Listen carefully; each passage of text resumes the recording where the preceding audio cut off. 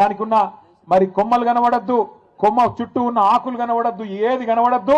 ఆ చెట్టు మీద కూర్చున్న చిలుక కన్నుకే కొట్టాలని చెప్పి తదేక దీక్షతోని దృష్టి పెట్టి కొట్టుమనేది అయితే చెప్తాడో మన కేసీఆర్ గారు కూడా మీకు అదే చెప్పమని చెప్పిండు నల్లగొండలో. ఒకటి మన దృష్టి, మన మీద ఎన్నన్న కేసులు పెట్టుకొని, కేసులు పెట్టని, అవసరమైతే జైలుకు పంపని, ఏమన్నా కానీ కాంగ్రెస్ ను మాత్రం ప్రజాక్షేత్రంలో 420 హామీలు అమలు చేసేదాకా, నల్లగొండ మహబూబ్ నగర్ జిల్లా రైతాంగానికి కృష్ణా జలాల్లో న్యాయం జరిగేదాకా వదిలిపెట్టే సమస్య లేదు. పోరాటం ఎంత దాకైనా పోదామనే మాట కూడా నేను మళ్ళొక్కసారి మీకు విజ్ఞప్తి చేస్తా ఉన్నా. భయపడకండి, ఎవ్వలతోనేం కాదు. కాంగ్రెస్ వాళ్ళకి అంత ధైర్యం కూడా లేదు.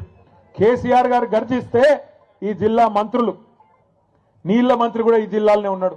పాపం ఆయనకు నీళ్ల గురించి కూడా తెలియదు. నిన్న ప్రెస్ మీట్ పెట్టి నేను చూస్తా ఉంటా, ఆయనకి ఏం తెలియదు. ఏమన్నంటే నేను ప్రిపేర్ అయ్యి రాలే, రేపు వస్తా అంటాడు. మళ్ళా ఒక ఆయననేమో ప్రిపేర్ అయ్యి రాడు, ఇంకొక ఆయనేమో నీళ్లు వాటర్ నేను ఎక్కువ చెప్పా ఆయన గురించి. కిసంటోళ్ళు ఈ జిల్లా మంత్రులు ఏం తెలుసు వీళ్ళకు? నీళ్ల గురించి తెలుసా? ప్రజల అవస్థల గురించి తెలుసా? అడ్డమైన అబద్ధాలు చెప్పి అర్రాసు పాటవాడి ఇవాళ అడ్డదారిలో అధికారంలోకి వచ్చి కూర్చున్నారు. మీదికెళ్ళి ఇవాళ హుంకరిస్తా ఉన్నారు, బెదిరించే ప్రయత్నం చేస్తున్నారు. బెదిరింపులు అంటే మామూలు బెదిరింపులు కాదు. ఇక్కడ ఎల్లారెడ్డి గూడెంలో యాదగిరిని, ఎల్లమ్మగూడెంలో యాదగిరిని ఏ రకంగా అవమానించినరో ఒక యాదవ సోదరుణ్ణి మీ కళ్ళ ముంగట్నే ఉన్నది.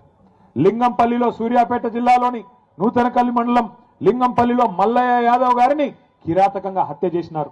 అట్లాగే చిన్న కాపర్తిలో ఇప్పుడే లింగయ్య గారు చెప్పినట్టు గెలిచిన వాళ్లను పోస్టల్ బ్యాలెట్లను లెక్క పెట్టకుండా ఓడించినట్టు ప్రకటించినారు.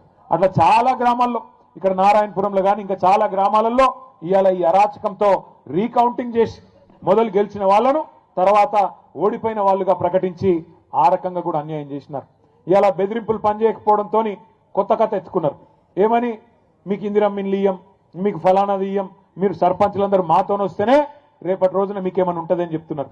నేను మీ అందరికీ ఒకటే, గెలిచిన మా గౌరవ సర్పంచులకు, ఉప సర్పంచులకు ప్రత్యేకంగా నేను విజ్ఞప్తి చేస్తా ఉన్నా. ఒక్కసారి మీరు పరిస్థితి గమనించండి. గెలిచిన కాంగ్రెస్ ఎమ్మెల్యేలకే ఇవాళ దిక్కు లేదు అక్కడ. మీరు చూడండి, నేను చెప్పేది అబద్ధం కాదు. ఒక ఎమ్మెల్యే గారు, కాంగ్రెస్ ఎమ్మెల్యే నిజామాబాద్ జిల్లాలో, కామారెడ్డి జిల్లాలో, ఇక రేవంత్ రెడ్డి గారు నిధులు ఇస్తలేడు అభివృద్ధికి అని చెప్పి ప్రపంచ బ్యాంకుకు ఉత్తరం రాసిండు ఆయన. అయ్యా నాకు ఒక 100 కోట్లు ఇవ్వండి, మా ముఖ్యమంత్రి గారు పైసలు ఇస్తలేడు, అభివృద్ధికి పైసలు లేవంట అని ఆయన ఉత్తరం రాసుకున్నాడు. అట్లాగే ఇంకొక ఎమ్మెల్యే గారు, మహబూబ్ నగర్ జిల్లా ఎమ్మెల్యే గారు, కాంగ్రెస్ ఎమ్మెల్యే ఎన్ఎం శ్రీనివాసరెడ్డి, ఆయన కుల్లో చెప్తున్నాడు, కాంగ్రెస్ ఎమ్మెల్యేలకు పైసలు లేవు, ప్రభుత్వం దగ్గర డబ్బులు లేవు, మాకు పెళ్లిళ్లకు పేరెంటాలకు పోవడం తప్ప మాకు ఏ పని లేకుండా పోదు అని చెప్పి ఆ ఎన్ఎం శ్రీనివాసరెడ్డి గారు చెప్తా ఉన్నాడు. ఇది మీకు ఎందుకు చెప్తున్నా అంటే, గెలిచిన ఎమ్మెల్యేల పరిస్థితి ఇట్లా ఉన్నది. వాళ్ళు అనుకుంటున్నారు, కాంగ్రెస్ ఎమ్మెల్యేలు మేము అనుకుంటే సర్పంచులను ఇబ్బంది పెట్టగలుగుతామని వాళ్ళు అనుకుంటున్నారు. కానీ మీకు రక్షణగా నిలబడేది, మీకు రక్షణకు వచ్చేది, మీ హక్కులను కాపాడేది ఒకరే ఒక్కరు, డాక్టర్ బాబాసాహెబ్ అంబేద్కర్ రాసిన రాజ్యాంగమే మీకు ఇవాళ హక్కుగా అండగా నిలబడుతుందని చెప్పి మాట నేను విజ్ఞప్తి చేస్తా ఉన్నా. ఈ పైసలు ఏవైతే వాళ్ళు చెప్తున్నారో, నేను ఇయ్యా ఇచ్చేస్తా అది చేస్తా అని, ఎవడి అబ్బ సొమ్ము కాదు, ఎవడి అత్త సొమ్ము కాదు.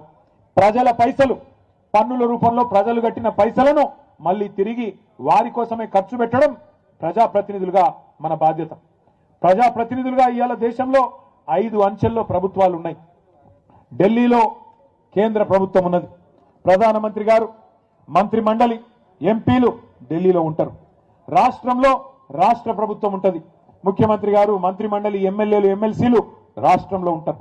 కొద్దిగా కిందికి వస్తే జిల్లా పరిషత్, ఇప్పుడు జిల్లా పరిషత్ లేదు కానీ జిల్లా ప్రభుత్వం జిల్లా పరిషత్ రూపంలో ఉంటుంది. ఇంకొద్దిగా కిందికి వస్తే మండల పరిషత్తు, మున్సిపాలిటీలు, ఇక్కడ మండల పరిషత్తు, అక్కడ మున్సిపాలిటీలు. ఇంకా కొద్దిగా కిందికి వస్తే గ్రామ స్థాయిలో గ్రామ పంచాయతీల్లో మీరే బాసులు.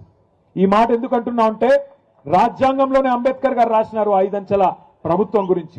ఈ 5 అంచెల ప్రభుత్వంలో రాష్ట్రానికి ముఖ్యమంత్రి ఎట్లనో గ్రామానికి సర్పంచ్ గారు అట్లా అనే మాట నేను విజ్ఞప్తి చేస్తా ఉన్నా. మీకు వచ్చే నిధులు మీకే వస్తాయి, మీ హక్కుగా. ఇదెవరో మీకు భిక్షమేస్తేనో, ఎవరో మీకు ఇట్లా చేయి విధులిస్తేనో వచ్చేది కాదు. ఫైనాన్స్ కమిషన్ ద్వారా రాజ్యాంగం ప్రకారం ఇవాళ ఢిల్లీలో రూపాయి విడుదలైతే ఫైనాన్స్ కమిషన్ డబ్బులు 85 పైసలు డైరెక్ట్ గా గ్రామ పంచాయతీ అకౌంట్లకే వస్తాయి. 10 పైసలు మండల పరిషత్ అకౌంట్లోకి పోతాయి, 5 పైసలు మాత్రమే మీకు జిల్లా పరిషత్ అకౌంట్లోకి వస్తాయి. జిల్లా పరిషత్కు మండల పరిషత్కు కొన్ని వేరే నిధులు కూడా వస్తాయి. కేసీఆర్ గారి ప్రభుత్వం ఉన్నప్పుడు ఏ రకంగా ఉండేది గ్రామాల పరిస్థితి ఒక్కసారి గుర్తు తెచ్చుకోండి. బ్రహ్మాండంగా రూపాయి ఢిల్లీ నుంచి ఫైనాన్స్ కమిషన్ డబ్బులు విడుదలైతే రాష్ట్రంలో పల్లె ప్రగతి పేరిట కేసీఆర్ గారు ప్రోగ్రాం పెట్టి ఆ రూపాయికి ఇంకొక రూపాయి తోడేసి జీతం ఇచ్చినట్టే